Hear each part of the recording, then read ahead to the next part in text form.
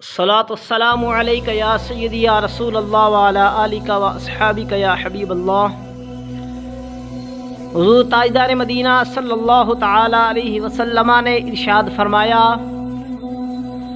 کہ جو بندہ دن میں ہر روزانہ میری ذات پاک پر 50 مرتبہ درود شریف پڑھتا ہے تو میرے آقا علیہ الصلوۃ والسلام نے فرمایا کہ قیامت والے دن اس آدمی کے ساتھ میں مصاحفہ فرماؤں گا۔ اللہ رب العزت ہمیں پیارے آقا کی ذات پاک پر درود شریف پڑھنے کی توفیق حقیقی نصیب فرمائے، آمین بجاہ النبی الامین صلی اللہ علیہ وآلہ وسلم۔